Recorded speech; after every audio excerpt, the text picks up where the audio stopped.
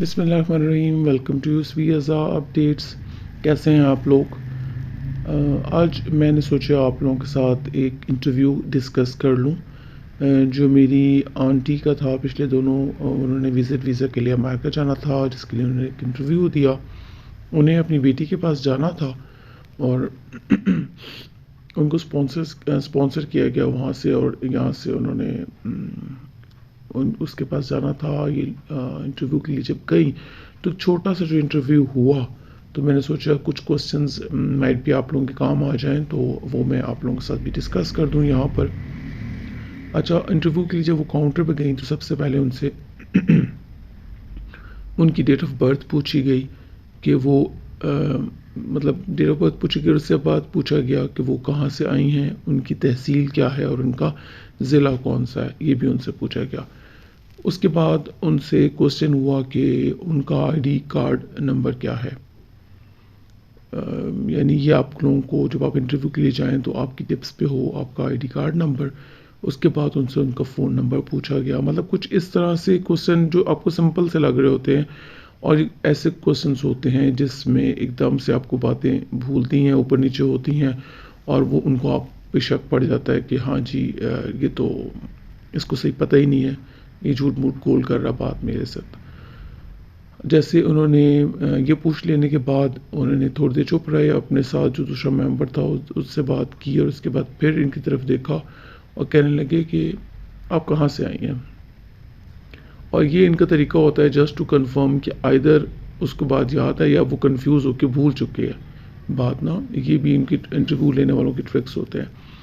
تو پھر ان سے پوچھا کہ آپ کہاں سے آئی ہیں، اچھا، اور کہا گیا کہ کہاں رہتی ہیں، جہاں رہتی ہیں اس گھر کا آپ کا مستقل پتہ کیا ہے، اپنے شہر کا نام بتائیں۔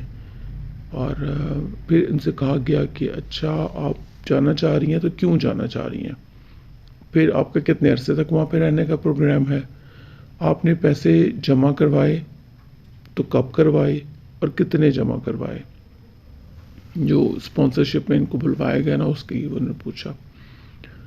اور مطلب ایون ڈیٹیل یہ بھی پوچھی کہ ظاہر بات ہے جب آپ سلپ اس کے ساتھ لگا رہے ہیں تو کیا وہ دونوں اماؤنٹس آپس میں میچ کر رہی ہیں جو یہ بتا رہی ہیں جو وہاں پر لکھی ہوئی ہے۔ اور اس کے بعد وہ پھر چپ ہوئے، تو اس کے بعد میری آنٹ کا اپنا ایکسپیرینس تھا جو مجھ سے شیئر کرنے لگی۔ وہ یہ تھا کہ میں نے جب ان کی آئی کانٹیکٹ کیا تو انہوں نے مجھ سے دوبارہ کوسچن کیا کہ آپ کہاں رہتی ہیں، اور جب میں نے اگلی دفعہ پھر مجھے لگا کہ وہ مجھے دیکھنا چاہ رہے ہیں، مجھ سے کوسچن کرنا چاہ رہے ہیں، تو میں نے ان سے آئی کانٹیکٹ نہیں کیا اور میں سائڈ پہ دیکھنے لگی۔ تو ہر ایک کی اپنا ایک ایکسپیرینس ہوتا ہے، ایک اپنی ہوتی ہے۔ سرٹنلی وہ آپ کے فیس ایکسپریشن سے اور ہر چیز سے جان جاتے ہیں، اور آپ سے کوسچنس کر کے بھی وہ جان جاتے ہیں کہ آپ کتنا کانفیڈنٹ ہو، آپ سچ بول رہے ہو نہیں سچ بول رہے، سارا کچھ بھی۔ اور اس کے علاوہ یہ کہ وہ کہہ رہی تھیں کہ بہت سمپل سا چھوٹا انٹرویو تھا، جتنا مجھے ڈرایا گیا تھا ویسا نہیں تھا، آسان تھا۔ اور اس کے علاوہ بس یہ کہ تھوڑا سا اپنے آپ کو ویل ڈریس ہو کے آپ جائیں۔ ویل ڈریس ڈزنٹ مینس کہ آپ بہت بھڑکیلے کپڑے پہن جائیں، مطلب یہ ایک ریٹائرڈ پرسن تھیں تو جس طرح سے ان کی ایج میٹر کرتی ہے، اپنی ایج کے لحاظ سے ہی ڈریس اپ ہو کے گئی، تو وہ بھی ایک اچھا امپریشن ڈالتا ہے۔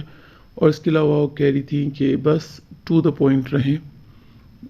کچھ لوگ ایسے بھی تھے جو وہاں پر جو کہ آپ سوال ایک پوچھ رہے ہیں تو وہ خود سے اگلا جواب دینے کے لیے تیار بیٹھے ہوئے ہیں، تو وہ بھی صحیح نہیں ہے۔ بس ٹو دا پوائنٹ رہیں اور اپنا آنسر سمپل اور ایزی وے میں آپ رپلائی دے دیں۔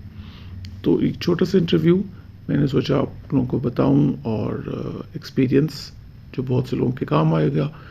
اور سرٹنلی ایک جلدی میں ایک F3 ویزا کا بھی انٹرویو جو ہے وہ اپلوڈ کروں گا، وہ بھی ریسنٹلی ہوا، اور وہ بھی آپ کے ساتھ ڈسکس کروں گا۔ اپنے گھر والوں کا خیال رکھیے گا، اجازت دیجیے، خدا حافظ۔